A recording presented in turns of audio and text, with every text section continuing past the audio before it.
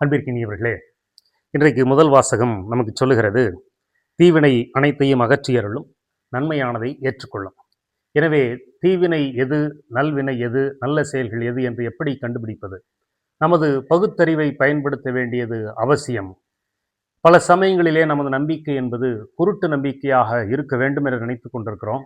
ஆனால் இன்றைய வாசகங்கள் பகுத்தறிவினுடைய அடிப்படையில், ஞானத்தின் அடிப்படையில் எது நிலையானது, எது உண்மையானது, எது நேர்மையானது என்று அறிந்து கொண்டு நாம் தீவினைகளை அகற்ற வேண்டும் என்று நமக்கு சொல்லுகிறது. இன்றைய முதல் வாசகம் சொல்லுகின்றது, ஞானம் நிறைந்தவன் எவனோ அவன் இவற்றை உணர்ந்து கொள்ளட்டும், பகுத்தறிவு உள்ளவன் எவனோ அவன் இவற்றை அறிந்து கொள்ளட்டும்.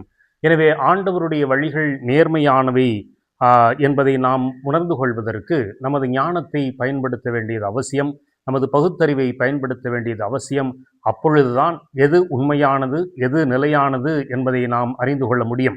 இன்றைய நற்செய்தியிலே நாம் மிக அருமையானதொரு, நாம் ஏற்கனவே பல முறை கேட்டிருக்கிற அந்த பகுதியை நாம் கேட்க இருக்கிறோம்.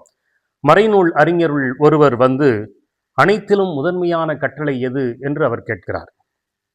இயேசுவும் அதற்கு பதில் சொல்லுகிறார். நமக்கு தெரியும், பகுத்து அறிந்து எது உண்மையானது என்று தெரிந்தெடுத்து அதை பின்பற்ற வேண்டும் என்று முதல் வாசகம் சொல்லுகிற சூழலில், பலருக்கு அது முடியாத பட்சத்தில் நேரம் செலவழித்து பகுத்து ஆய்ந்து எது நிலையானது என்பதை தெரிந்து கொள்ள முடியாத நேரத்தில் பகுத்து அறிந்திருக்கிற ஒரு அறிஞர் சொல்லுவதை கேட்பது நல்லது என்கிற அடிப்படையிலே இன்றைய நற்செய்தியை புரிந்து கொள்ளலாம்.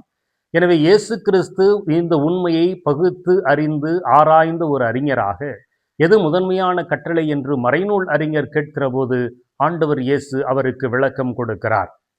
மறைநூல் அறிஞரும் பகுத்தறிந்து சொல்லக்கூடிய ஒரு அறிஞர் சொல்வதை அப்படியே கண்மூடித்தனமாக ஏற்றுக்கொள்ளாமல், அவரும் மறைநூலை வாசித்திருக்கிறார் என்கிற அடிப்படையிலே இயேசு சொன்ன அந்த 3 கருத்துக்களும் எந்த பகுதியிலே வருகிறது என்பதை உணர்ந்து கொண்டவராக, மிகச் சரியாக நீர் சொல்லியிருக்கிறீர் என்று அவரும் ஆய்ந்து அறிந்து அவர் இயேசுவிடம் சொல்லுகின்றார். இயேசுவும் அதற்கு அவரை பாராட்டுகிறார். எனவே அன்பிற்குரிய சகோதரிகளே, சகோதரர்களே, நமது நம்பிக்கை என்பது பகுத்தறிவினுடைய அடிப்படையில் இருக்க வேண்டும் என்பதை புரிந்து கொள்வதற்கு இன்றைக்கு அழைக்கப்படுகின்றோம். பல நம்பிக்கைகள் பல சமயங்களில் நம்மிடத்திலே மூட நம்பிக்கைகளாக இருக்கின்றன. எனவே ஆண்டவர் பகுத்தறிவிற்கு எதிரானவர் அல்ல, மூட நம்பிக்கைக்கு எதிரானவர் என்றுதான் சொல்ல வேண்டும்.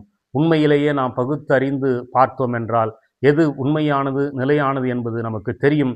இல்லை என்றால் அந்த உண்மையை பகுத்தறிந்து ஆராய்ந்து சொல்லுகிற அறிஞர்களிடத்தில், இயேசுவை போல அறிஞர்களிடத்தில் நாம் கேட்க வேண்டும்.